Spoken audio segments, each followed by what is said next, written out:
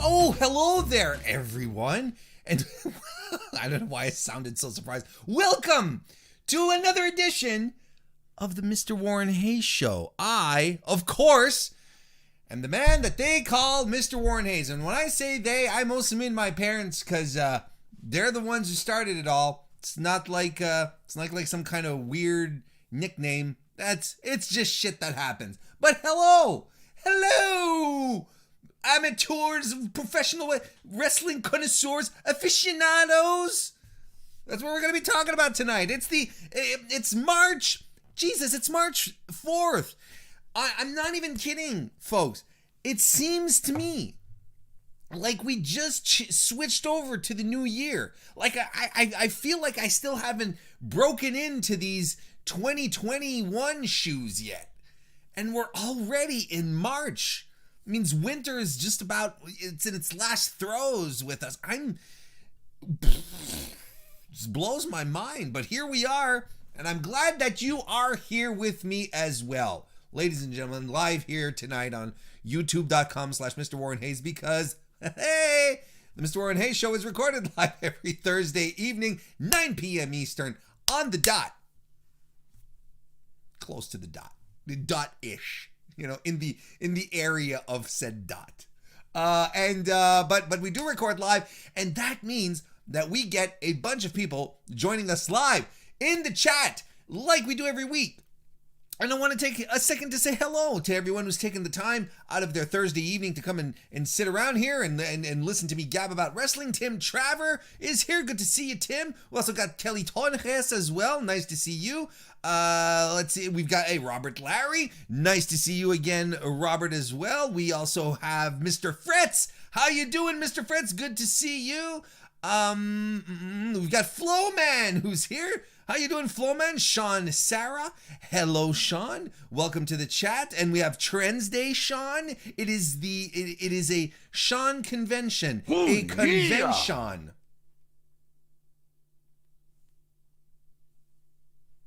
This is the quality content y'all come for, folks. Anakin JMT is here as well. Good to see you. 5th generation Carney Joseph with it. Nice to see you, Carney. It's great to see you. Evan Wright is here as well. Did I say hello to Anakin? Yes, hello, Anakin. Chris Greenlee is here. Injection 2K. William Davis. Nice to see a whole bunch of you joining me here tonight on youtube.com/Mr. Warren Hayes. And even if you're not making it live here tonight, thank you for watching on YouTube as well, on the good old channel, or maybe you're listening to this on your favorite podcast application, because the Mr. Warren Hayes Show is available on all podcast applications. I mean, the big ones, the critical ones at least. Apple, Spotify, Stitcher, Google. What else is there outside of that? You know, you have your obscure ones. There's all sorts of stuff out there. So I appreciate you taking the time to listen wherever it is. If you're listening right now on YouTube, do consider giving the video a thumbs up. If you're listening to it on your favorite podcast app, a follow, a subscription, a review, a like, whatever kind of love you can show over there. That kind of stuff helps out a lot. And you know what else helps out? Adding some joining the conversation in the contents.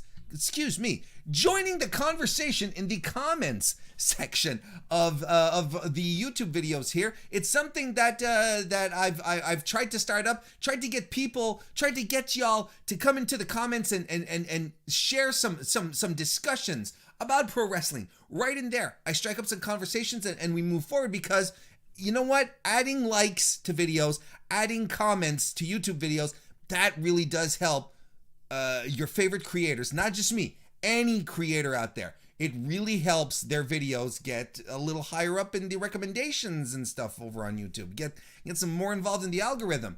So what I've decided to do, started last week, is to do a comment streak. If we can get 10 comments on the next, a minimum of 10 comments on the next 10 videos, I'll do something special. I'll do something unique. Now, I had started including in this the slate. I like, in my mind, I was like, okay, well, we'll do a comment streak, you know, with the Mr. Warren Hayes Show proper in the slate. But I think it's a little more difficult to get the slate, because the slate is such a one thing in time it's like a one thing and then, it's easily digested and we're out of here. I think we're going to keep the comment streaks strictly for the Mr. Warren Hayes show proper, for the podcast recorded on YouTube. So if you want to jump into the discussion, you can't right now because as we're live, the comments are disabled. But once the comments are enabled, I'll let you all know, and you can pop back into the video, onto the video, and you come in and we'll start up some discussions. We had like 47 comments on the video last week, which is fantastic. We had 16 comments on a slate last week, so we'll keep the streak at 2 because effort was put in, but we'll start officially moving the streak forward here. I think that's what we'll do. And I think that's a good idea. And it's a great way to show support for the Mr. Warren Hayes show. You guys know I talk about super chats. I talk about the Patreon. I talk about, the joining as a channel member. And those things are immediately supportive, of course, and I appreciate everyone who donates. It humbles me a great deal. But, if you don't have the money and you still want to show some support, that's the best way to do it. And again, not just with me. Any content creator on YouTube that you really enjoy, likes, comments, that stuff, you have no idea how big a deal that is for us. It helps out tremendously. Remember to go to belltobells.com for all your women's wrestling coverage. That's BELLTOBELLES.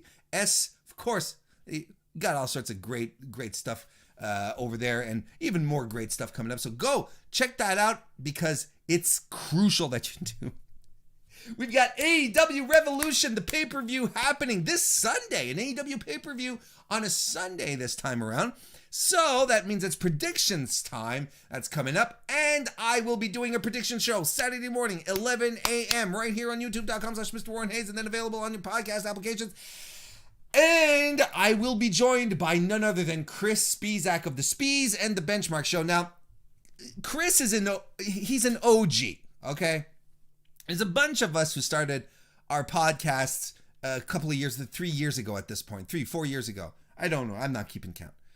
When I started up and there was Smart to Death that was there at the same time, and you had No Particular Angle and Spies and the Benchmark, and I befriended Spies back then, both Spies and Silky, and they're fantastic guys, and I always love their stuff. And Chris and I haven't spoken about wrestling in a long time. I miss them tremendously, and it'll be good to have Chris back on the show. It's been too long, and I'm excited to have him back. So there you go. So that'll be Saturday morning. And by the way, if you're always wondering, if you've been like this and you're scratching your beard or your non-beard, which would be your chin, but I prefer to refer to it as the non-beard. Oh, yeah. You can, if you've been wondering, Warren keeps talking about his pre-shows after he's done here. I wonder how those look like. Well, I'm doing a free preview of the post-show. Did I say pre-show? Post-show. I'm doing a free preview of the post-show that I do for patrons only immediately after this. I'm opening up for free. So anyone can come and join in, and it's very interactive. I get a lot. It works with you guys. Lots of feedback. We're going to take comments from the audience. We're going to take calls from the Discord. The Discord calls, of course, are open if you're a patron of the Mr. Warren Hayes Show. Head on over, patreon.com/MrWarrenHayes. The link is right there. The video is going to be public. Come join us after. We're going to be talking about AEW Revolution. We're going to start talking about what you're looking forward to this weekend. I'm excited for it. I'm not going to lie. I think it's going to be a good show. There's a lot of good stuff on it. So come check it out. It's free. And if you enjoyed it and you want more of it, consider becoming a patron or consider dropping a super chat. A lot of people are doing so right now, and I appreciate it. And I will read your question, comment, sentiment, or mood on the air, such as Tim Traver, who left us a super chat. Thank you very much. He says, it's 2 days before my birthday. Happy, everyone. Press B in the chat to wish our man, Tim Traver, a happy birthday. Longtime friend of the show. Tim Traver, this is your belated, not your belated. What's the opposite of belated? Your preemptive birthday wish from Mr. Warren Hayes and the Mr. Warren Hayes Show chat. Happy birthday, my man. I hope you have a good one this year. Anakin left. Look at all those bees, man. That's mad. That's fantastic. Not the bees. That's a whole other thing. Anakin left us a super chat. Thank you very much, Anakin. He says, Shamrock Shake count 5. Also, did you replace Kristen's nasty shake yet? Absolutely. Kristen, the very next day, in case you're not, Kristen last week, she was in the chat. She went out to get a Shamrock Shake, and it was just awful. And there were people donated super chats to replace her shake. The very next day, Kristen went back out, got herself a proper Shamrock Shake. She even posted a picture of it in the Discord, thanking everyone. So yeah. And the MrWarrenHayes Discord, join it. The link is in the description, by the way.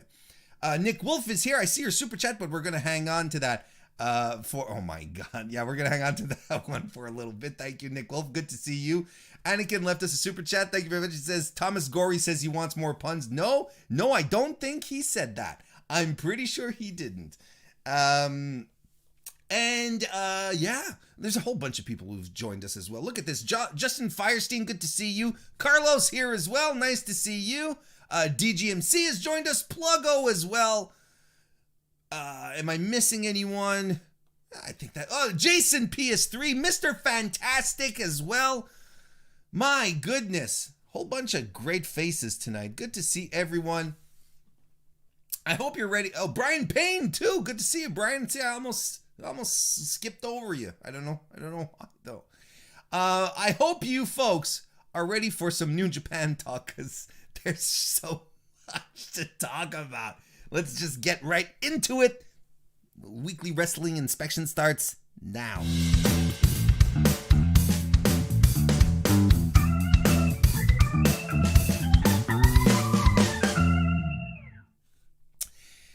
So let's go right ahead. Where's my cool beans? Why I need to change the position of that. I really need to change the position of that folder for the cool beans and stuff, because for some reason, why is this not working? It's the best live show in the business.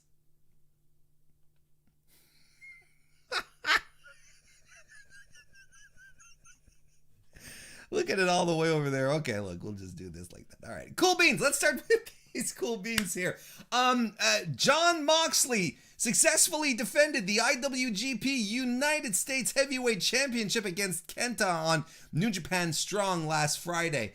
It simply ruled. It just ruled. What can you talk about more than that? It was good. And my God, here's the thing. New Japan and AEW did their goddamn best to make this match feel like a big time match, despite it being in front of a complete empty audience. Like no one around, just nothing, just dry. And yet, Jesus, it worked. Strikes, kicks, Kenta's kicks were awesome. Like they really, really were. They were in there to hurt each other. And Moxley started the match and he was like, nah, I'm finishing this one up really, really fast. You know, it's as if I don't give a shit about you. Like, this is what was great about the match. Just two guys who just wanted to beat the shit out of each other. They don't like each other. And they just wanted to show who was the better wrestler, who was the better man.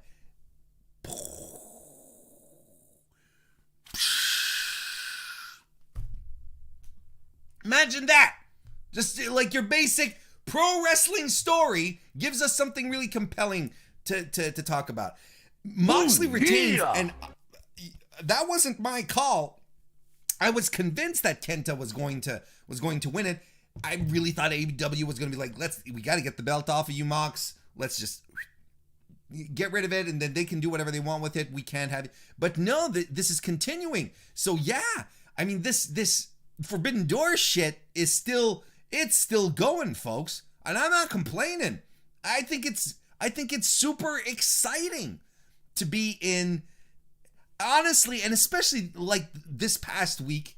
I feel like there was so much good in wrestling happening, and like even the Enjoy Wrestling show that's on IWTV. I haven't watched it yet, but it's in my queue. I'm probably going to catch up with it this weekend. There was so much good stuff and so much interesting stuff hanging around. And it's just one of these typical weeks where I'm like, there is no reason for any of you or the larger you, to be focused on things that you don't like. Because there's too much to like. And it's accessible. And it's there. It's on the, you can touch it on the, it's on the tip of our fingers and you just lick them. Like this. And then, you sort of rub your fingers. Oh, yeah! Perfect timing. Yeah. So basically,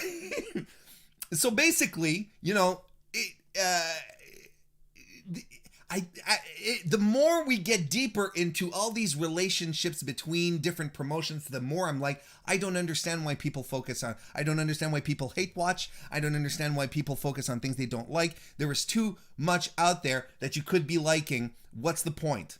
What is the point? There's a difference between hating and being critical, of course. That's super important. But anyway, but I did see complaints about the Moxley KENTA match, saying that it was too short. It was all about 15 minutes, right? If I'm not mistaken.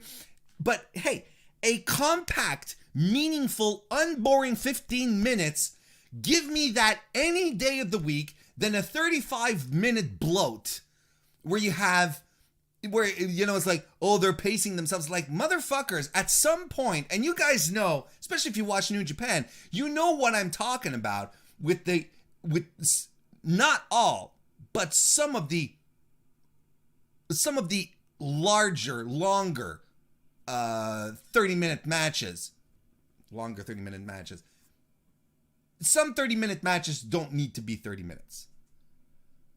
And we even got examples earlier this week. I'm going to talk about Castle Attack too. But we even got examples of, long main events that didn't feel long.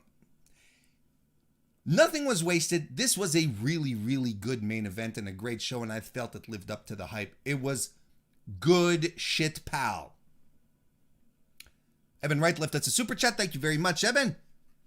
He says, Ren Narita versus Chris Dickinson ruled too. Yeah, it did. It did. Man, Ren Narita. I mean, when he's going to be ready to go, just like to pull, when they're gonna pull the trigger on that kid, it's gonna be fantastic. But yeah, it was very good. It was a good what's the word I'm looking for? Strong and good New Japan strong all around.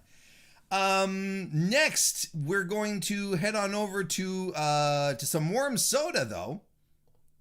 Oops, not hot trash. I'm all confused. Yeah, look at these technical difficulties. Look at the Boomer tries to operate OBS live. That should be that should be the title of this. You know what? That's actually going to be the title. Boomer tries to operate OBS on stream. We are going to talk about New Japan Castle Attack. We had the 2 nights of Castle Attack this week, and I'm giving it warm soda because I think because night 1 was a snooze fest, whereas night 2 was the opposite. Let's just run through this.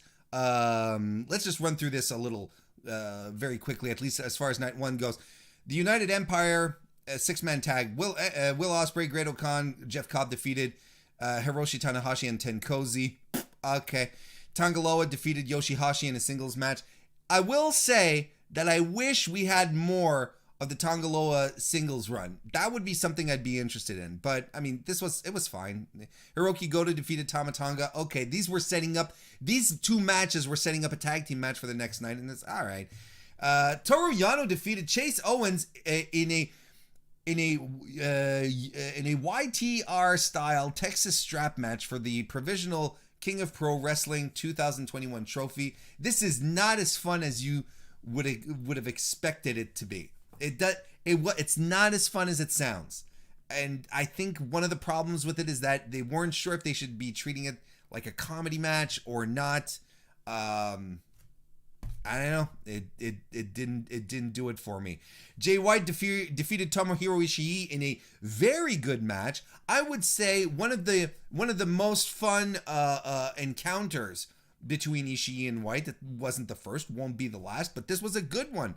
And I'll also say, I'll even go as far as to say that I'll even go as far as to say as the match itself, or at least White and Ishii, they get criticism for being very choreographed quite a bit, you know, and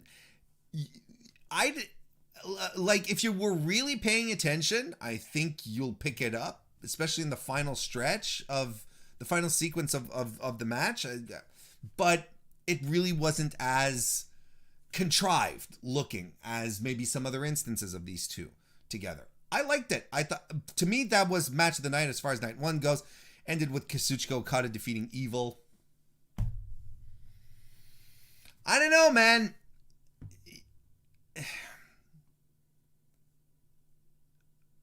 You know, I Okada brings it when he feels like bringing it, right? Like at Wrestle Kingdom, we had the Rainmaker in top form. Like he was back. But, I mean, against Evil, he just seemed dejected and deflated. And I didn't care for it much. I really, really didn't. I really didn't. But yeah. Night two, though, whole other story. We had Tenkozy defeating the United Empire, made up of Will Ospreay and Jeff Cobb in a tag team match. This was fine. It was a fine tag team match. And people are going like, oh, the United Empire is dead. They can't beat the jobbers. And Tenkozy are not fucking jobbers. They're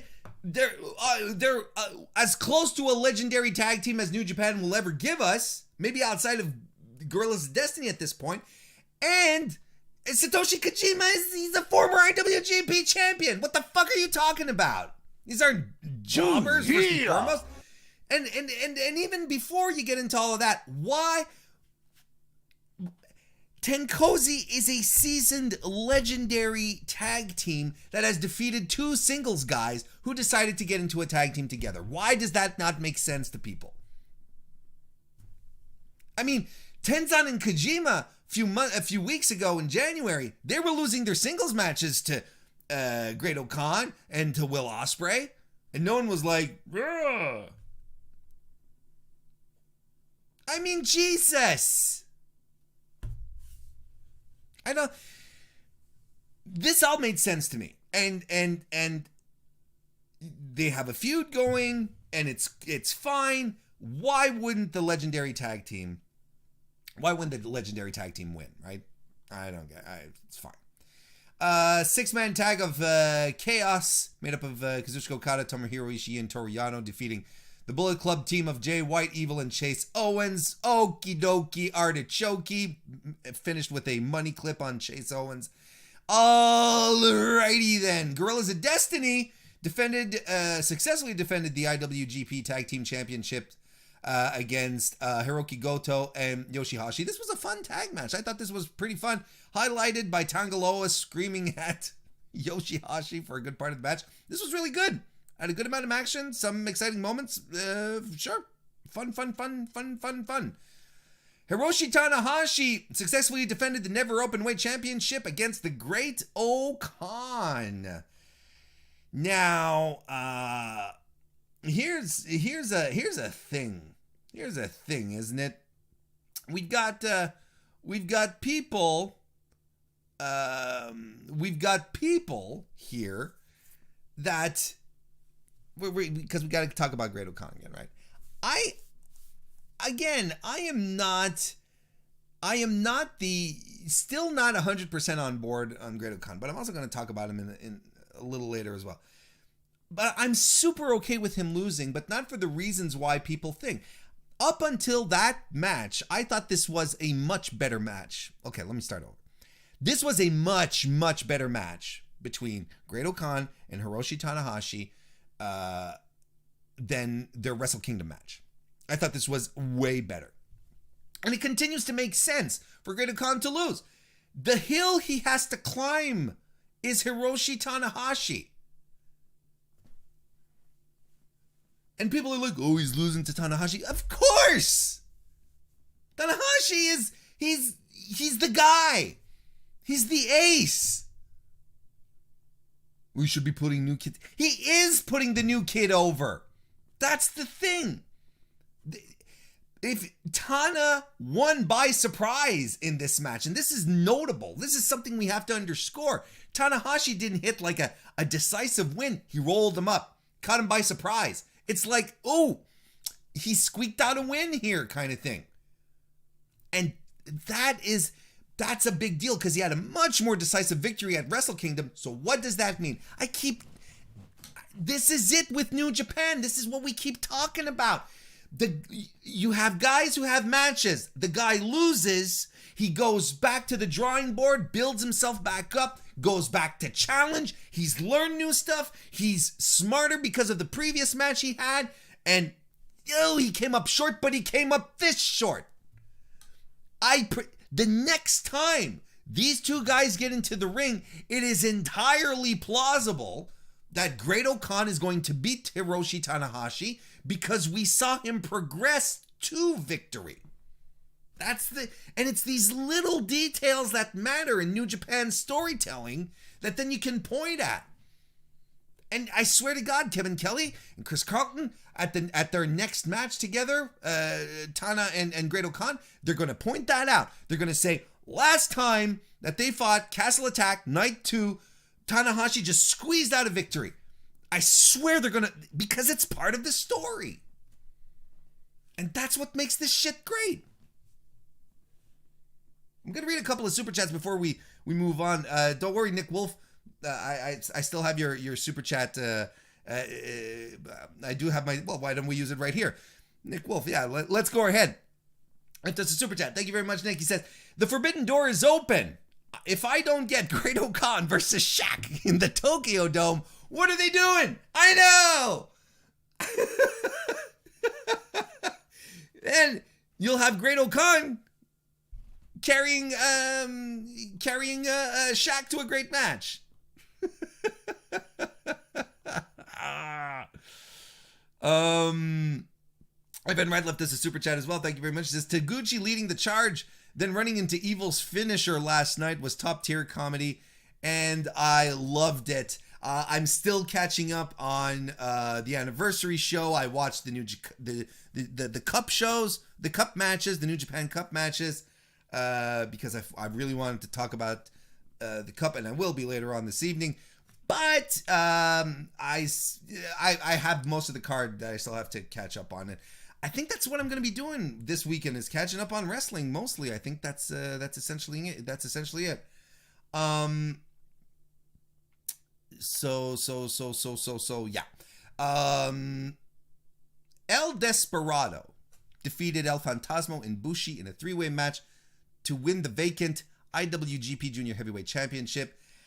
Come back to us soon, Hiromu, but in the meantime, your belt is in good hands. If we're not going to have Hiromu, El Desperado is the best possible sub for him, coming off a great 2020. And, a lot of people will say the end of 2020 was great.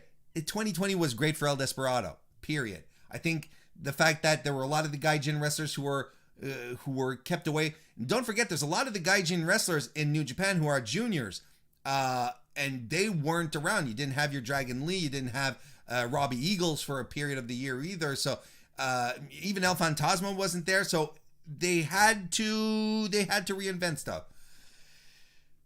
So it was a great match. It really was a great match, with El Desperado landing 2 Pinche Locos on ELP.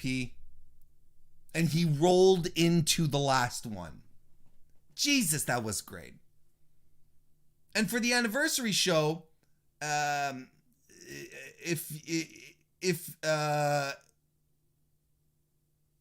the anniversary show, because that was today, to face Kota Ibushi, at this point, I don't think you could have had a better junior to do the job. This was it all makes sense, and this kind of match here lets the junior division shine a little more than what it usually does, because we're always very much focused on the champion. And Hiromu is a guy who shines on his own. He just walks through the door and he captivates all of the attention. So, you know, this opens up a lot more the division, I feel. And it's going to give room for more guys to shine throughout it all as well. I mean, what can you say about El Desperado? Perfect timing. I should give this some cool beans. What the? Well, no, it's right, because I'm on night one. Night one was better. So he emerged in 2020, you know, as a potential cornerstone in the division, and I think that it's good that they're working into that. And a guy who worked everything, a guy who did it all, and I'm still like, I'm very happy that this is happening, because there was a point last year when they tossed him back into the junior tag division. I was like, what a waste of Desperado. He's been doing so good. He did good in the New Japan Cup. He had that moment, that summer struggle as well, like for the King of Pro Wrestling. Like he had, and then of course that match with Hiromu, right? There's so much good that came out for him in 2020, and it's a guy who struggled and who always worked to get to his position. It's one of these, what's the word I'm looking for? One of these builds that is a guy who worked really hard and the audience got behind him. Like, apparently he pushes a lot of merch, and apparently he's a very good promo as well. You know, I'm not fluent in Japanese, so I couldn't really tell you how good he is, but you know, apparently his look, the way he presents himself, he's a bit of a total package that organically, that was the word I was looking for, that got himself over organically. And let's not forget, he was injured for a better part of 2019 on top of that. So I mean, I think it's fantastic. I think it's absolutely fantastic. But we also have to talk about ELP. JK Schwal. By the way, JK Schwal, how you doing? Welcome to the chat. He left us a super chat a little earlier. He says, can we just make the next hour standing El Fantasmo and that triple threat match? Let's take a few moments to stand about ELP. He also said, the Meiko Satomura Kaylee Ray match ruled from today on NXT UK. And this is the truth. This is one of the best matches WWE has put on this year. It was remarkably good. You should go check it out. Much respect to both women in that match. That was awesome. But yeah, coming back to standing El Fantasmo here, he's fantastic. Look, he comes back from the pandemic to work the Super J Cup, and I'm talking last year, right? With such confidence in his heel work. He's remarkable. They even put him on English commentary for a couple of matches, a couple of shows a few weeks ago. And he's really good, playing the old school commentator, heel commentator. And he's grown so much into his heel role. And I know that El Fantasmo, he's one of these wrestlers that that you either like him or you don't. And sometimes a lot of people don't like him because he butters it up a lot. He hams it up a lot, right? But I feel like he's getting more in control of what he's doing. Like he's sensing it more instead of just always being extroverted and always like running in, at max volume. Here, for not just here, but since the Super J Cup last fall, I think he's become something special, and I'm excited to see where he goes. He has all the makings of a great heel.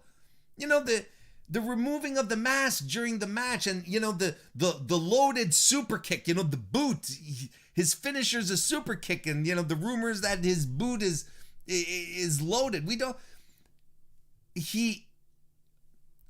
Look, if this guy traverses into heavyweight territory, I think he's gonna rule the world. I really do. Because there's one thing that you have to notice as of now, as far as El Fantasmo go. You have to keep this in mind. You have to keep staring at this straight. In his matches, he uses former Bullet Club leader moves. And why do you think that is? Why do you think he does the Styles Clash? Why do you think he tries to do the One-Winged Angel? It's because he sees himself as Bullet Club leader. And the day he pulls out a Blade Runner, you fucking know Jay White is in trouble. I swear, this is where, that's it. To me, it's El Fantasmo's destiny to graduate from the light heavyweights from the juniors and move on to the heavies, and he's gonna be the leader of Bullet Club. He's sowing the seeds right now for all of that.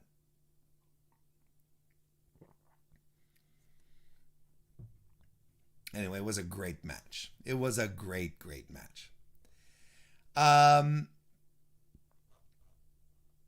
JMT left us a super chat. Thank you very much. It says, make sure you catch up on Match Madness at Daily Wrestling YouTube channel. Great stuff over there. Okay. I will make sure I will underscore that suggestion. Thank you very much, Anakin. And Evan Wright left us a super chat again. Thank you very much. He says, Zatanna as openweight champ makes me want him versus Show. Yes, please. Yes, please. I think Show challenging for the the never openweight title it's a good spot for him. It'd be really good. And look at this, we have Big Paws on a Pup, JPQ, who's joining us for the New Japan talk tonight. Welcome, JPQ. Oh, yeah. And Anakin left us another super chat as well. Thank you very much. Oh, and Robert Sterling. Did I say hello to you, Robert? How you doing? Anakin says he hope he doesn't state on TV that he rules the world, or he might get Heath Slatered by Sid. You know what? I think the moment that ELP will be legitimately ruling the world, he won't be afraid of anyone, especially if it's during softball season. Kota Ibushi also defended the Intercontinental IWGP Intercontinental Heavyweight Champ. What's the point of even pronouncing the name of that title anymore? Am I right, fellas? He defeated Tetsuya Naito. Loved the opening. They had some great groundwork, and we had full-on asshole Naito working Ibushi's leg throughout the match. It was exciting. It was a compelling title match, and these two guys have such great chemistry together. It's ridiculous. I thought it was so compelling. And here's something, and I think there's a lot of New Japan pundits out there who shared these thoughts, and I have to agree with it.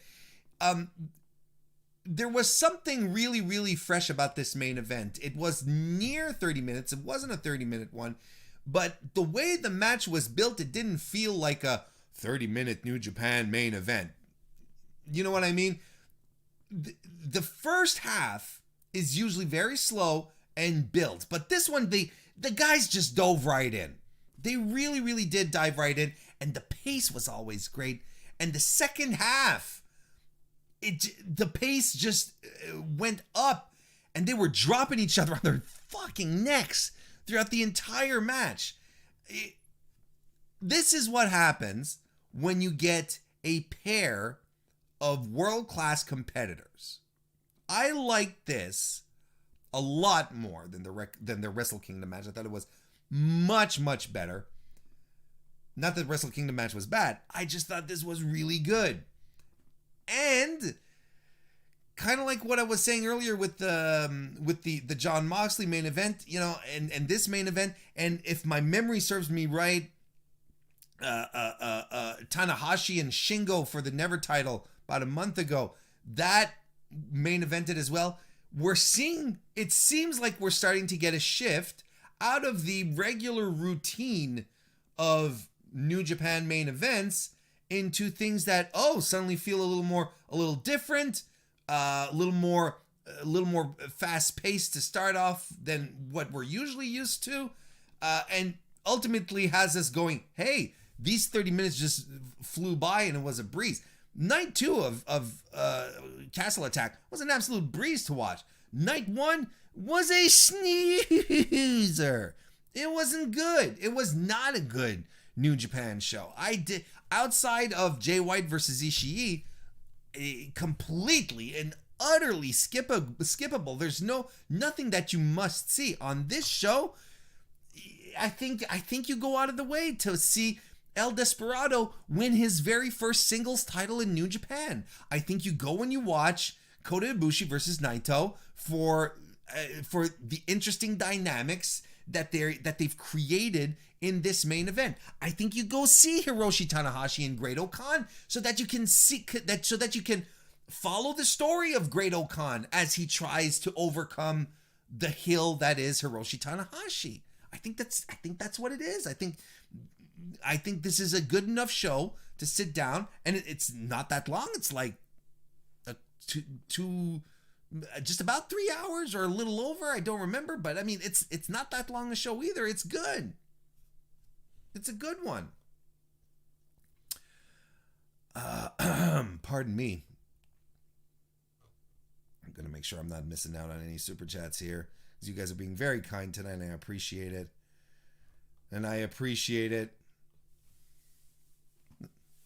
I'll pull this one out right now, just in case. Anakin JMT left us a super chat. Thank you very much. Talking about the big AEW surprise signing this weekend, right?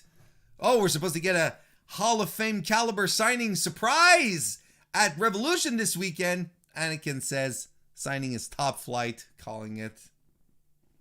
No one's ever going to let me live that one down, I don't think.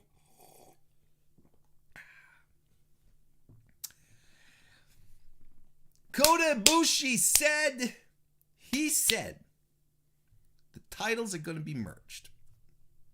Oh, and by the way, hey, if you guys want to talk about the upcoming potential signing, AEW Hall of Fame signing, come and join me at patreon.com/MrWarrenHayes after we're done with this show here. The post show is available for free for everyone tonight, and that's what we're going to be talking about.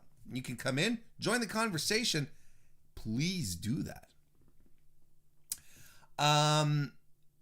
Kota Ibushi wanted the titles to be merged. They're merged. You want to hear my thoughts on that? Because everyone I know has thoughts on the titles being merged.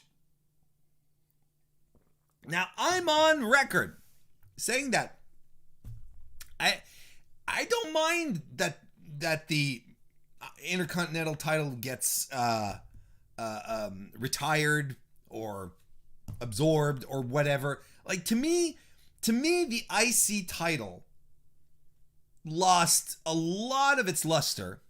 We're talking about the IWGP Intercontinental title, of course. Lost a lot of its luster over the past couple of years for a bunch of reasons. I think it stopped feeling special. I think even in instances where it was supposed to be special, it wasn't. You know, Tetsuya Naito won the belt. He never cared for it. I get it. It's part of his gimmick. That's what an Ingobernables is. But, you know, at some point you're kind of like, oh, you really don't want this title. You know, he and Chris Jericho feuded over it, but it ultimately didn't have anything to do with the title. It just, the whole feud was really personal. Jericho coming in and calling Naito a son of a bitch, and it's great. And that title didn't belong there. And so, you know, when Kota started talking about merging the titles a few months ago, I was like, yeah, let's do it. And I saw some very, very heated reactions from a bunch of people in the community, and I was like, wow, okay, it's just the IC title, friends. Oh, but it's Shinsuke's title. Yeah, what do you want me? He's not around anymore, and quite frankly, you know, I don't think he really bothers him all that much anymore. I mean, it's not as if I call him every day, but I wouldn't assume, you know, I don't think he cares that much. But the titles are going to be merged. The IWGP Heavyweight Championship and the IWGP Intercontinental Heavyweight Championship. They're going to be merged together. And this is what I did not see coming. This is what I didn't see coming. And I'm a little shocked. They're merging the titles, but to create a new title. Oh, yeah! They're going to create the IWGP World Heavyweight title. And they're going to replace the IWGP Heavyweight title with a new belt as well. And this is where it gets dicey to me. Now, this is where I'm like,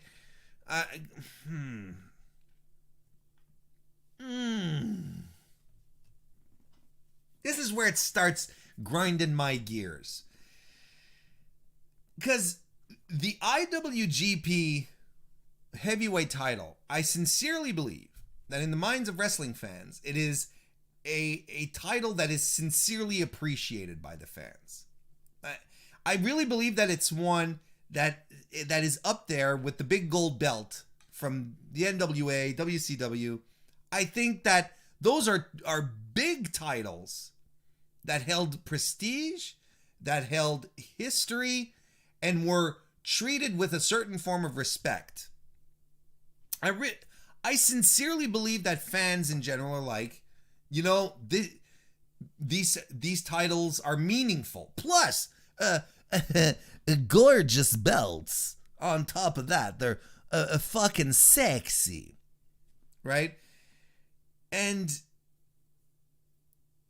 oh, yeah! I understand that the histories are supposed to be preserved, and I know I understand, but I'm excited to see how it's going to be actually in practice, right?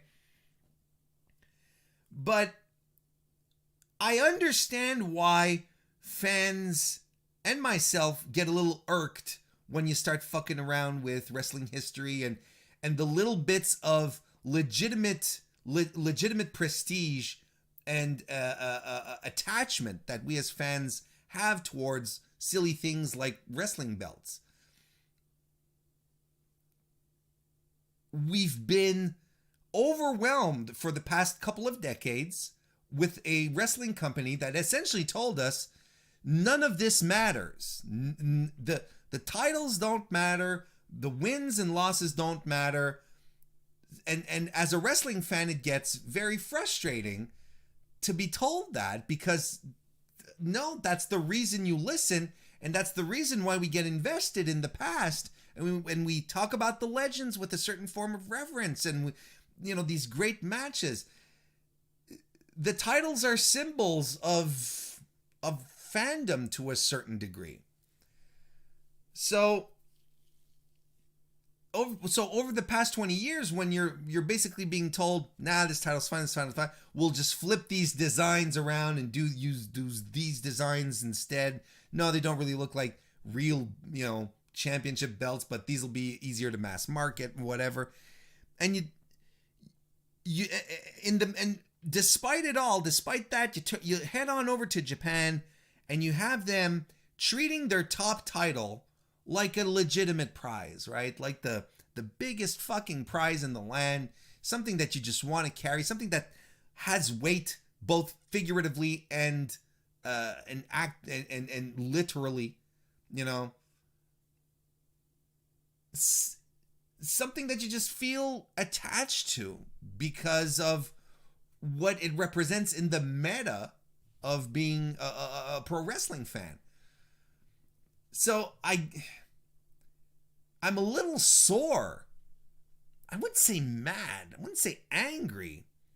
But I'm a little sore that we're getting rid of the IWGP Heavyweight title because of everything it represents. And even in the darkest moments of New Japan Pro Wrestling, even during the Bob Sapp run, they still managed to bring that belt back, to maintain its legitimacy, its prestige in the eyes of fans and wrestlers alike. Why no one shits on Scott Norton because of his WCW run, because he was on the NWOB team. Scott Norton was a fucking IWGP Heavyweight Champion.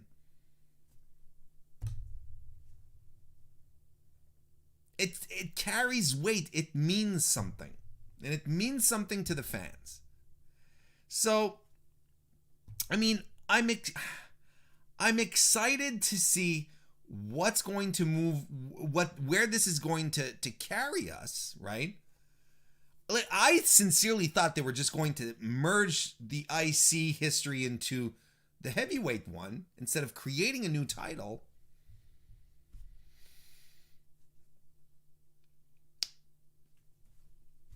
Then at the same time, this is the other position that you can take about this.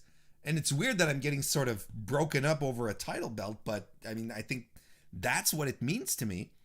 But on the opposite side of the spectrum, there's the live fast, die young, leave a good looking corpse kind of mentality to it, where, well, the IWGP Heavyweight Championship will never fall into complete disarray with shit booking, or, we never know what the future might hold, but it'll never fall into an area where it's just like it becomes completely valueless. It's just like it's a shell of what it used to represent, so on and so forth. Going out on a good note, I guess. I think that's something to have some sort of, I guess, it's having some sort of solace there. The lineage will stop there, and we're starting up a brand new lineage with the World Heavyweight title. Okay, well, starting off with Kota Ibushi, it's hard to do worse. It'll probably light a fire under our boy Kazuchika Okada. Will be like, hey, you know what? I want this new belt. I want it too.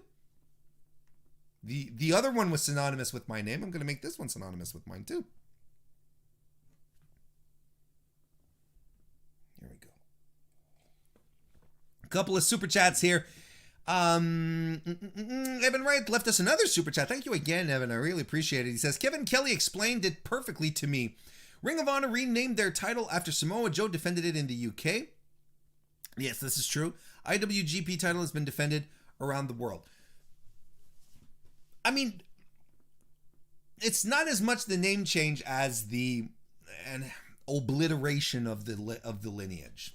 Maybe I'm using it too much. I did air quotes on obliteration, but it's like starting from scratch, starting something new. They're not just renaming the title. They're creating a new lineage for another belt, for a new top belt. But I'm not complaining. And, I sort of kind of saw it coming when they gave Tanahashi the Never Belt, right? And I was like, I mean, the Never Belt is the workhorse title. We get it. And if they're giving it to Tanahashi, they kind of want to give it some prestige, right? I think the writing was on the wall, folks. As far as the IC title goes, anyway. Because the Never Belt becomes your secondary belt here, really. Or is it Jon Moxley? And JK Schwal asked the question. Thank you very much, JK, for your super chat. He says, who beats Mox for the U.S. title? Also, merge the tag team belts while we're at it. God damn! And there is something right there that we can all fucking agree on. Do away with the weight classes in the fucking New Japan tag team divisions. Make the titles open weight. That's it. We're done. Thank you. Good night. Jesus. But as far, who does beat Jon Moxley at this point for the US title? Who do you give it to?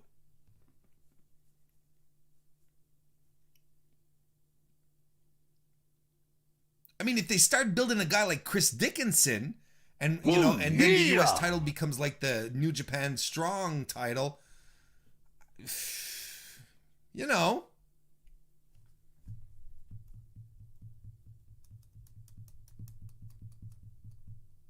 But it's a really good question.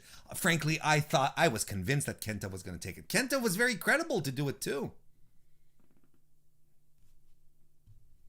Anakin JMT left us a super chat. Thank you very much, Anakin. He says, I don't get why they just didn't rename the title. Yeah. You know, they wanted to merge. They wanted to merge the IC title with it.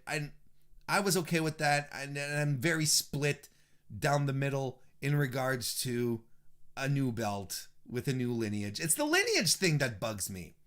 That's the problem. That's the one thing that irritates me. Big pause on a pup left us a super chat. Thank you very much, pup. Says Okada goes down all-time defense leader of the IWGP Heavyweight Championship. Well, there you go. I mean, there's a record that will remain pristine in the history books forever. And why would you feel bad about that? And there you go. And Okada's like, hey, you know what? I could probably go for the all-time defenses for the IWGP World Heavyweight Championship now, right? That's probably what he's saying to himself, right? Scratching his beard.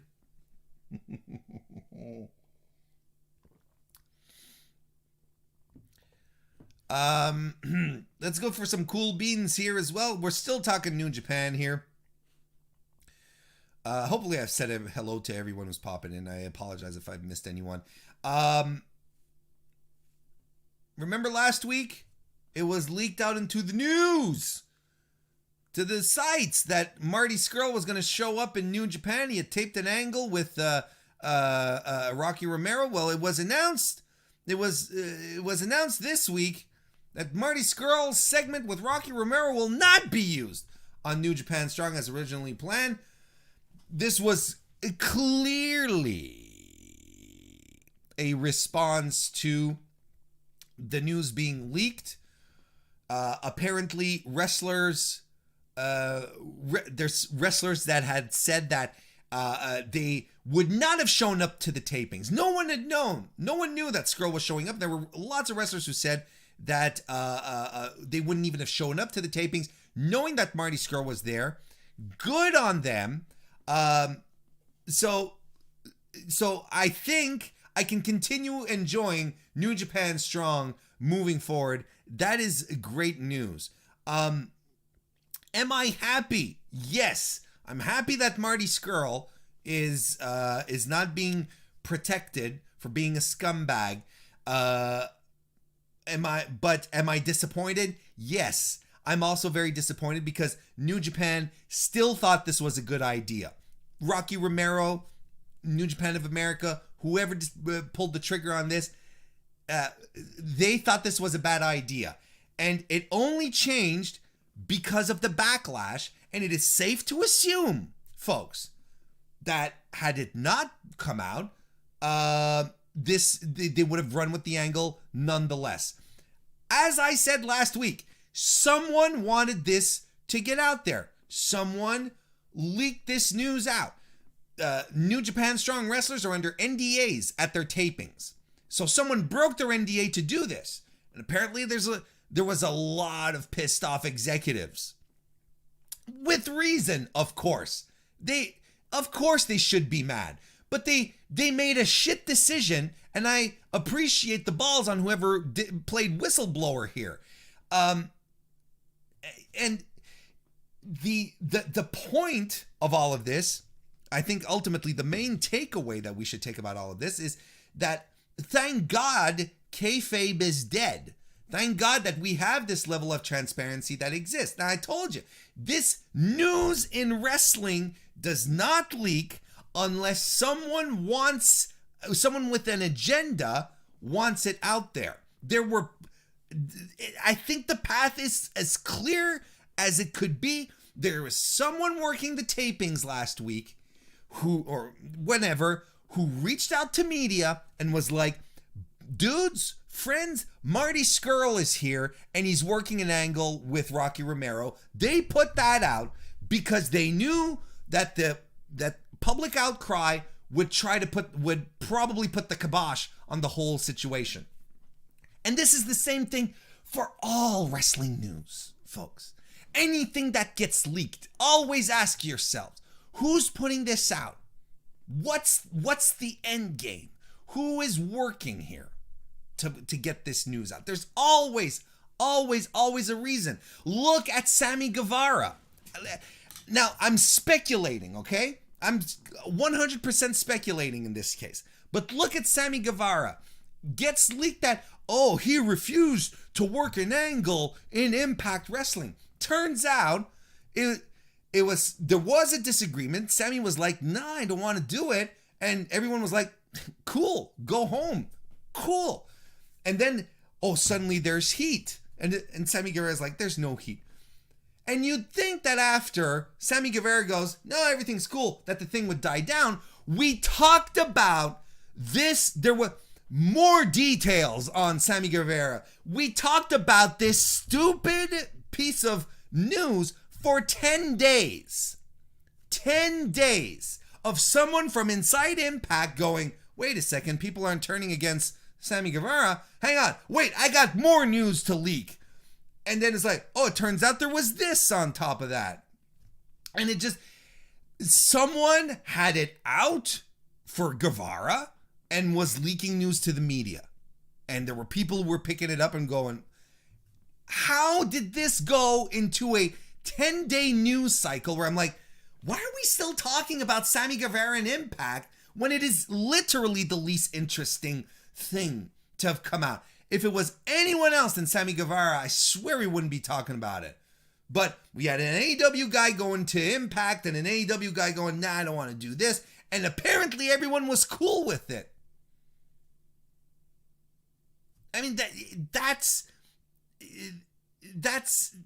ridiculous. It's just absurd to me. But the main takeaway here, seriously, folks, kayfabe is, thank God it's dead. Thank God we have this transparency and this vision, this perception that we have within the promotions, that we can see what's going on instead of having this code of silence around everything. Because the Marty Scurll, look, if the Marty Scurll shit had happened and kayfabe was still alive, it would have probably been another Art Barr situation. Do you guys know about Art Barr? Wrestler who worked the territories up in Portland, 1989. He raped a 19-year-old girl after a PNW card in Oregon. The girl filed charges later on. He was arrested. He was convicted with a big old 2 years probation and $1,000 fine, and he continued wrestling. The charges came up and they tried to keep it all hush hush, but it was a reporter from Portland who reported the news, brought it out there, and the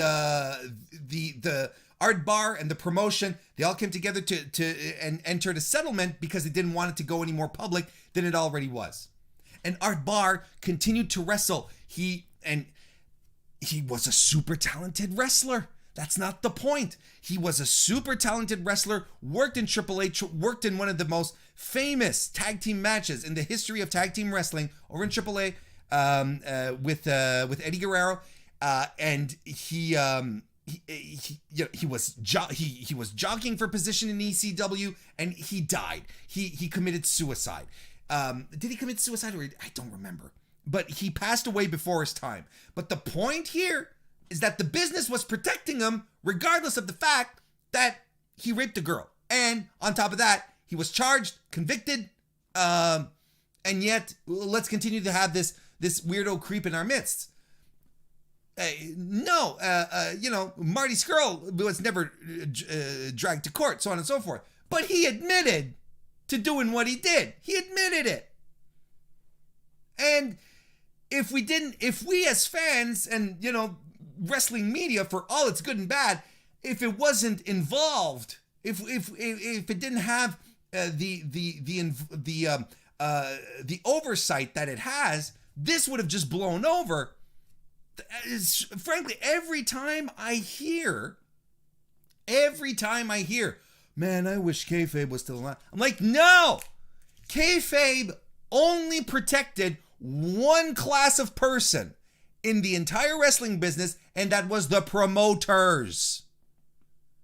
Do you really think that Iron Sheik and Jim Duggan lost their jobs with the WWF because they had cocaine in their car? Because they were arrested for carrying cocaine in their car? No! They lost their jobs because they were a heel and a babyface writing together.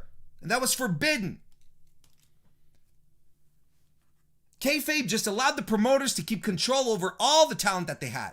From top to bottom. It was a code of silence. It was like the mob. It was essentially that. Like the Sicilian mob in Omerta. That's what it was. So no, I don't miss the days of kayfabe.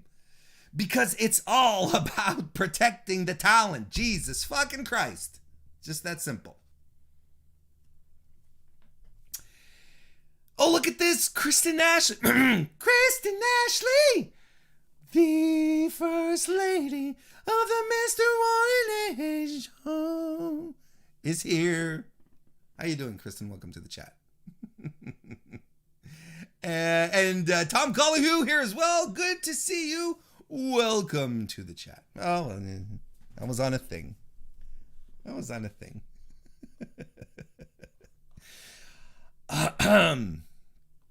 Talked a lot about New Japan tonight. Let's talk about WWE.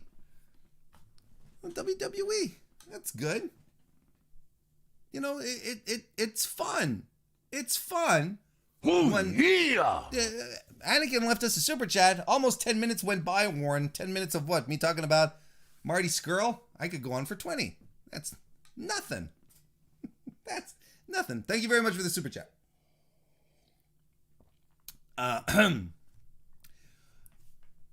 Bobby Lashley is the WWE champion, and I'm cool beating this to the utmost degree. I hate to say I told y'all so, but I've been talking about this since the fall.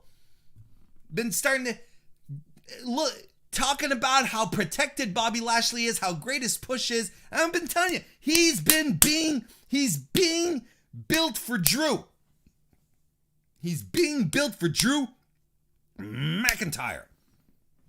Now, they finally did it. They did the angle thing at the Elimination Chamber, and then they finally did the title defense on Monday. Now, did they have Bobby Lashley win the title in the absolute most roundabout fucking WWE way you possibly could fucking do it? Yes. Yes, of course they did. They couldn't just have a match where The Miz gets squished. No, they had to draw this shit out in the most ridiculous way possible, but we got it. Now, I want you to take a second. Remember last week, if you were watching, if you were listening, I was telling you, I was asking you,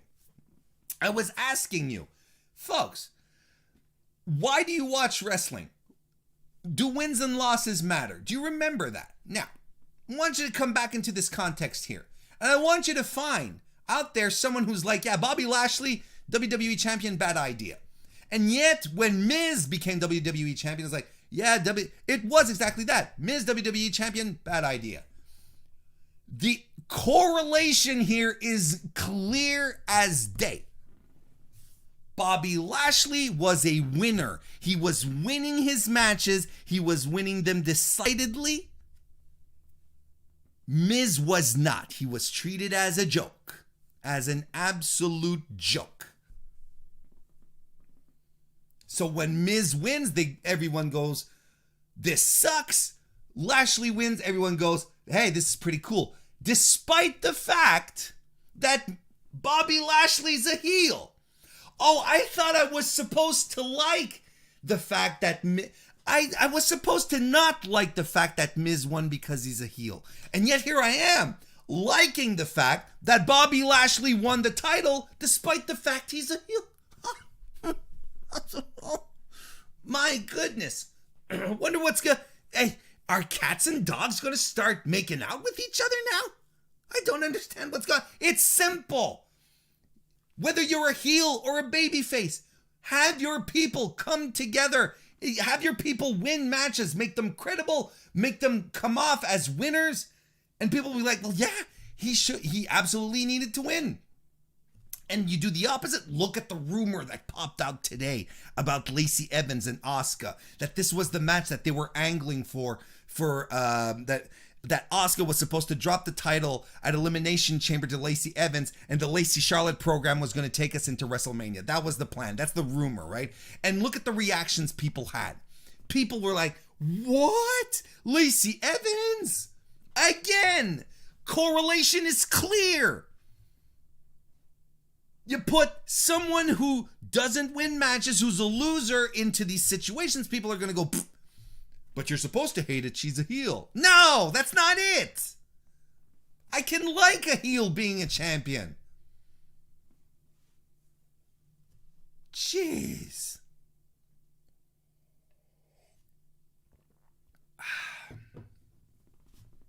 AK Germany 96, welcome to the chat. I also want to point out that Drew and Sheamus fucking ruled. Another cool beans for Raw. Can you believe it? 2 cool beans for Raw. What the hell is going on? But here's the thing. The boys gave this match 20 plus minutes and it was great. They wailed on each other. Table shenanigans on the floor were great. They pulled off each other's moves. You know, an avalanche white noise by Drew and an Alabama slam by Sheamus. And apparently the whole thing was called in the ring, which is fucking amazing. And it's so weird to call a match in the ring when there's no audience, because usually, well, not usually, but the idea is that when you're calling your match in the ring, you can adjust on the fly to the reactions of the crowd. So it's weird, you know, but still they pulled it off. It was an attrition match. Hell of a fight. End of 2020, Sheamus continues to shine. Drew, fucking amazing. I mean, and imagine if they had started the show with this match as opposed to 15 minutes of talk, right? Instead of 15 minutes of blah, blah, blah, bloop. You get over, you get these guys into the ring, you have them start wailing on each other. And I've said it once, I'll say it a million times. If you let WWE talent wrestle, you let them do their promos. If WWE let them do their fucking thing week after week instead of slathering all this goop on top of it, WWE would be unstoppable. With the money they have, the resources at their disposal, top tier talent, world-class wrestlers. Are you fucking kidding me? And when they do this kind of shit, and when they pull off great pay-per-views, all I can do is shrug and go, why don't they do this every week? For every match? Give me 3 hours of Raw like this. And I won't be going like, only into the first hour's done? Only the first hour? No one will do that. That's not true. Not everyone will do that. That's a blanket statement. That's not fair. Anakin left us a super chat. Thank you very much. So speaking of Lacey, can't believe pregnancy literally stopped us from getting her as champ. Yeah, apparently that's the reason why they didn't go forward with the angle. It's because Lacey got knocked up.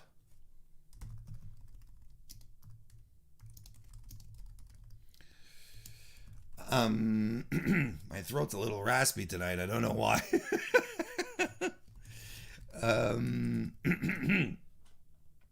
I want to talk about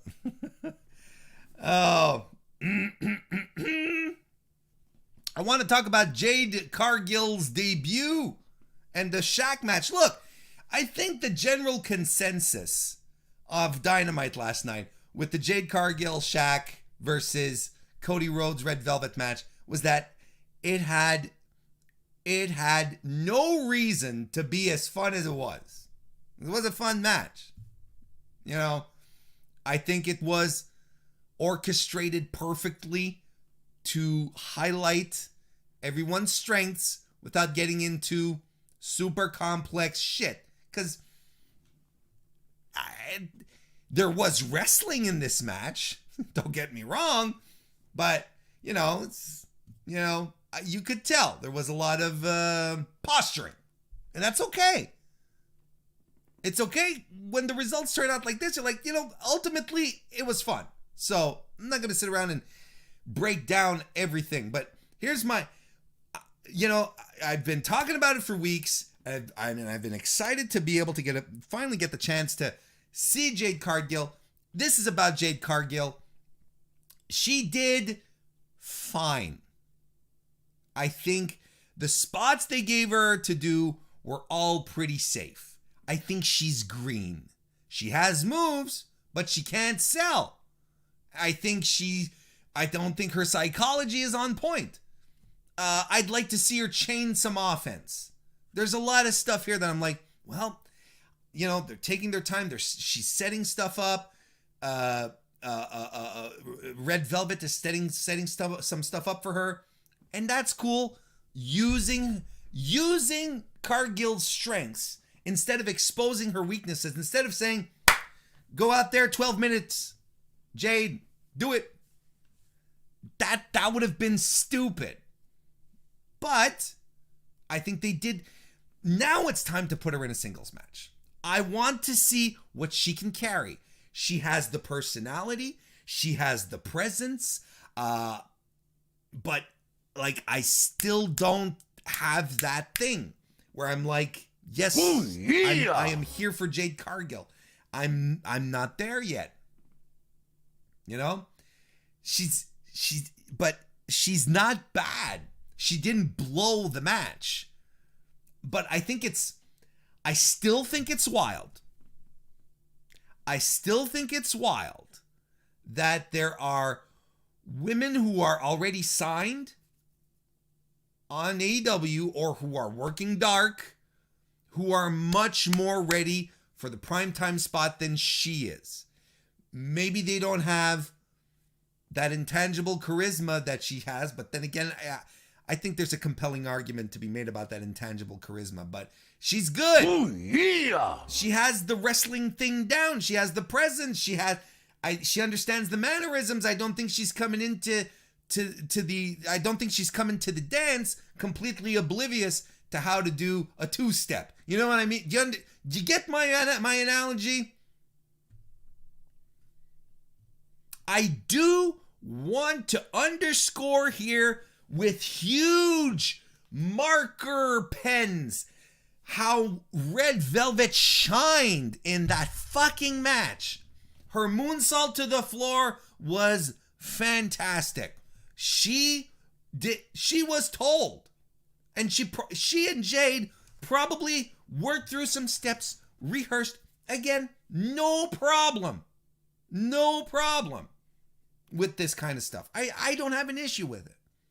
But they probably worked through the stuff so that Jade could look like $1 million, and Red Velvet did. She worked like a goddamn pro.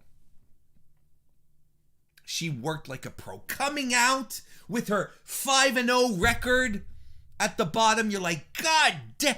I was excited for her, and I think she can walk out of that match with her head held high. I think there's people who didn't know who she was and came out of there and like, God damn, she's cool. Homegrown AEW talent. And yes, someone pointed it out on Twitter, and I knew this already. Oh, well, she worked in indie promotions for 5 years, and She worked in Shine. She worked one match in Shine. Let's not get carried away here, but yes, technically speaking, she did work in Shine. One match. But last year at AEW, she worked twice as many matches as she did in the 5 years she worked the indies previous to that. So, yeah, to me, she's kind of homegrown AEW. And I think I feel confident in that assessment. I hope that they continue to capitalize on Red Velvet. I hope they keep her on high profile on Dynamite. I hope Jade continues to work and improve, because I don't think she's a slouch. I just think she's green, and everyone has to start somewhere. They just having her start, instead of having her start here, they're having her start way the fuck up here, kind of thing.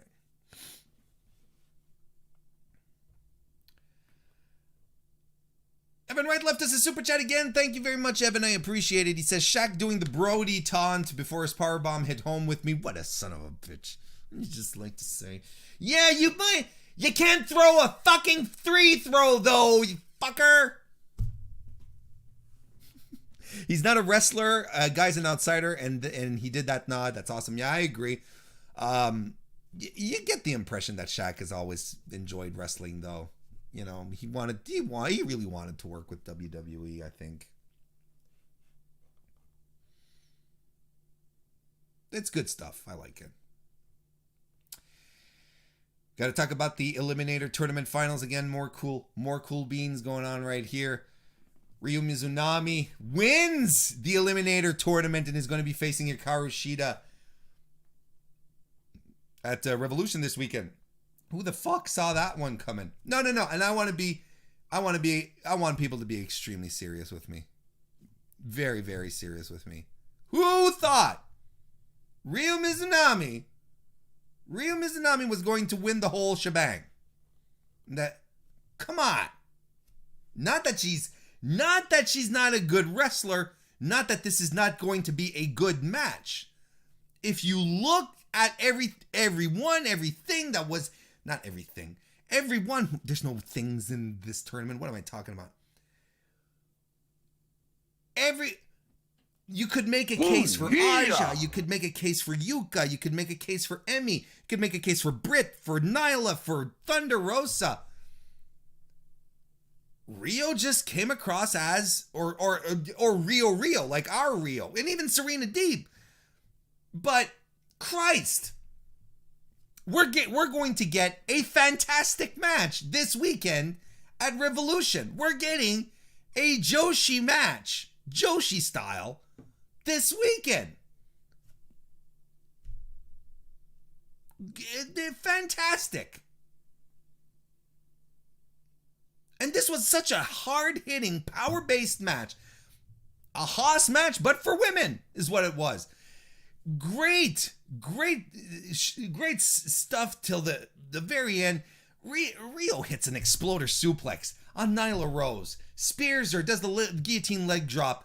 And after the match, when she's celebrating and Shida comes in, as Evan Wright in his super chat points out, obligatory white suit, Shida rules. White suit, Shida rules super chat. Indeed. Comes in with the white suit. They start fucking striking each other. They start going strong style on each other right there. And Shida's in goddamn stiletto heels. My God. What a fucking awesome moment that was. And no shenanigans. No, 5-minute promos from each woman before that. No, just letting them wail on each other like pro wrestlers should. Pro wrestlers fighting over pro wrestling things. Imagine that. Good on AEW for the entirety of this tournament. Good on seriously. Good on them for the entirety of this tournament. I still think that the whole splitting things up onto BR Live and shit, I think that was overkill and served nothing. Discussion for another time. I'm focusing on the positives here. Nothing but great matches. Good exposure on Dynamite. I still think the whole thing should have been there, but I want to count these as wins because the tournament ruled. They had the right women in these matches. They had the right women to make this tournament feel special. The fact that they, on Dynamite, were giving the matches 12, 15 minutes on television, on live TV, that is a fantastic and mind-boggling improvement, shift in mentality in AEW, and I am so for it.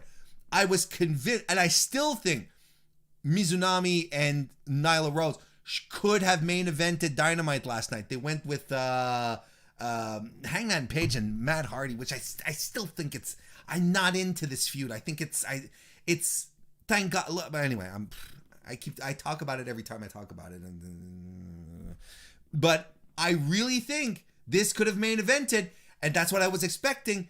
Well, hoping, not expecting. I was hoping, was a little disappointed when it wasn't, but then again, you get an outstanding match regardless.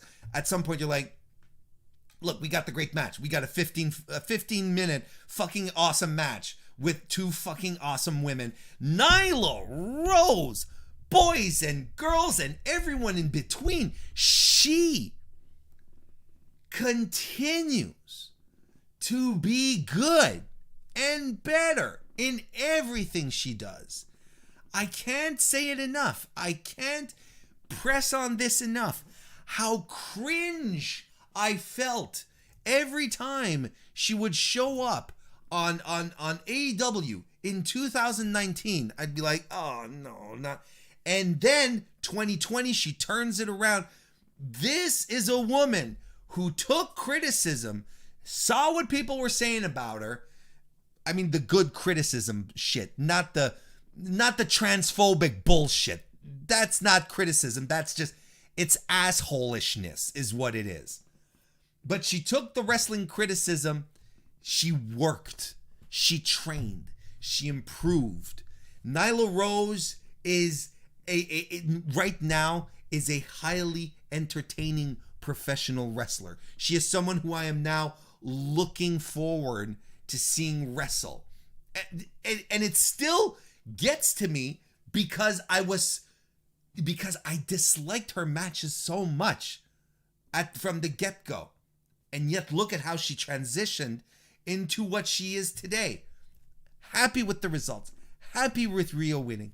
Happy with Nyla Rose. I mean, no. My brackets for the tournament were completely busted. Thank you very much, Nyla Rose and thank you, Nyla Rose and Ryo Mizunami. You completely fucked my shit up. But great tournament. I absolutely love it. Absolutely love it. Nyla Rose, man. I can't believe how great she is. How great she's become. As opposed to hey, this is the first hot trash I give this evening. And of course I'm going to give it to Nia Jax and the tag team. As opposed to Nia Jax, who doesn't put a lick of effort in, who doesn't train, who was called up so fucking early, and yet she continues to poison our screens. She continues to be the absolute worst wrestler on a national televised wrestling program. Unequivocally the worst. She's a bad pro wrestler. But I don't want to rant necessarily on Nia Jax. I'm just doing a segue here. NXT last night, as opposed to last week, which I thought was an extremely strong show. This week, main event ruled, but I thought the show was so blech. The spark wasn't there, and I cannot believe that they decided to keep the titles, the women's tag team titles, on Shayna Baszler And Nia Jax, after spending a fucking month getting us into women's tag teams in NXT, building the tag teams, building the cohesions, creating the stories, and then finally having Raquel and Dakota, who legitimately won everyone over in this tournament. We all figured they'd go far, but they did. They went further than that. They won everyone over. They were already an established pair. It made sense for them to go to the end. They get to the end. They get their title shot. But no. We're going to keep them. We're going to keep them on Nia, because Nia has to be happy, I guess. Sure, the ending, Dakota passed out in the Coquina Clutch. Fine. And you could potentially say there's long-term storytelling with Dakota and Shayna Baszler here. Fine. This is exactly what I tell y'all. And I sound like a school teacher, but this is exactly it. It's a perfect example of when I say WWE doesn't reward you for watching. The reward here for you, the NXT viewer, to have sat through the Dusty Classic, to have cheered for your favorite tag teams, favorite female tag teams, and reviled the ones you don't like. Your reward here should have been the winners of that tournament getting the titles. Because NXT told you, you need to get invested in this for this particular reason. Because it's the inaugural, the first time we're doing it with the women. You should get excited about this. Look at all these excellent women who are going to be in this tournament. You should get excited. Reina Gonzalez and Dakota Kai win. You should get excited because they're your winners and they're going to fight for their opportunity to win the titles. And then WWE says, now we're good. We're going to end this here. What is the actual fucking point? This is it. This is a perfect example. They reward your viewers. You told us to get involved. You told us to get excited. You told us that this was a big deal. We're behind them. We want them to win. They're the top heel team. What's the point in keeping the titles on them? Oh, wait. Is it because we have to have a match, a title match with Shayna and Nia versus Sasha Banks and Bianca Belair? Because, yeah, before I came on the air, that shit was announced. We're getting that match that we got at the last pay-per-view, which was essentially a SmackDown match. We're getting that again at Fastlane because Sasha and Bianca have to build up their feud, and clearly the only way to do this is to toss them into a fucking random women's tag team match. None of this makes sense to me. It doesn't make sense to me. WWE doesn't always do the we don't reward our viewers shtick. They told us today, or they've been telling us for a week or two now, that Meiko Satomura versus Kaylee Ray was going to be a big deal. You know what? It was a big deal. Fucking awesome match. You guys need to go watch it. That is some cool beans right there. You have to see this match. Okay? Okay. But when you go on for months and you build a women's tag team division in NXT and you get people involved and you're like, yeah, let's do it. And then you just whoop, sweep it under the rug. It's so incredible. It is the most WWE shit. It is. It is classic WWE.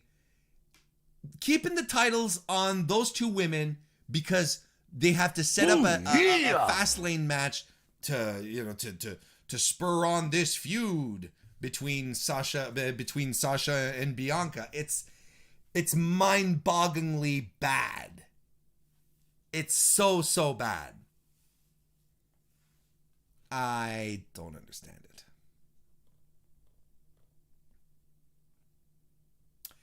Got a couple of super chats right here. Evan Wright left us another super chat. Thank you so much, Evan. I appreciate it. He says Reba might not be there for Britt this weekend. Think Britt could pick Deonna Purrazzo. Rio versus Rosa. Rio Rosa versus Britt. Deonna hose me down. Yeah, that would be good. I did not hear that Reba might not wrestle this weekend on the pre-show. Because yeah, that's the tag team match that's on the pre-show. I did not hear that she might not be there. She picks Deonna, or hey, you know what? Pick just pick someone who's already in AEW at the same time. Like at the same time, you've got so many great women there. You know, I don't think you don't really have to go outside. Or if you want to make things really, really interesting, have Thunder Rosa be her. No, Thunder Rosa's already been in the match. Sorry. Look, there's plenty of choices. Have her pick Nyla. I don't know. But yeah, Rio Rosa, Britt, and Deonna Purrazzo though. Oy caramba, that'd be fantastic. DGMC left us a super chat. Thank you very much, DGMC. He says Nia Jax or Goldberg, pick one. Why? Why should I pick one? Why should I pick one? Okay.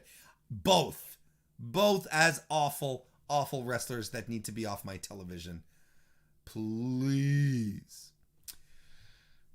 William Davis left us a super chat. Thank you very much, William. I appreciate it. Why do we need this screwjob anti-authority angle with Pierce for a possible rematch? The title is the story. The titles are the stakes. I know. Preaching to the choir here, William. I agree. You don't need to have these convoluted stories. You really don't. Fight for the titles. The titles should be enough. But it's so personal. It doesn't matter. It can be personal for other stories. Why get the titles involved? You know, it was like when the Fiend and Seth Rollins didn't need the titles. You still don't. The Fiend doesn't need the title. But thank you very much for the super chat. Whew, we're gonna wrap up the weekly wrestling inspection, I think, on this. How about that?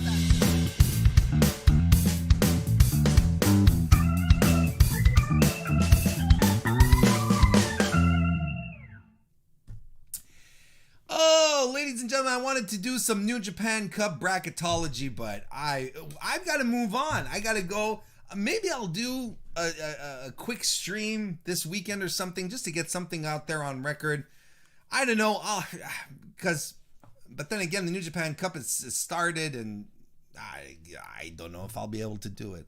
But we got to move on. We got to head on over to the Patreon. Remember, folks. Okay, remember this. Immediately, just a few minutes, just so that I can refresh and go gargle or something. The patreon.com/MrWarrenHayes. The post show is available as a free preview for everyone tonight. So come on in and join us. We're going to be talking about AEW Revolution. I want you to come and tell me what you're looking forward to, what you're not looking forward to, who you think the mystery signing is. We're going to talk about that. We're going to take some calls from patrons from the Discord as well. So come and join us for that. Then once and then don't forget, comment streak. Once the comments are open, flood the comment. We need 10 comments to get the streak up to 3. We're looking for a streak of 10 comments. So I'm excited for that. So there we go. I want to thank everyone for joining me this evening. Thank you everyone for your very, very kind contributions and all your help for the Mr. Warren Hayes Show. I really appreciate it. I hope you guys all have a great week. Don't forget, Saturday morning, 11 a.m., I will be here with Spees of the Spees and Benchmark Show to preview AEW Revolution, predictions, and all that good stuff. In the meantime, have a great time, everyone. Head on over to the Patreon. We'll see you there. Or we'll see you next time.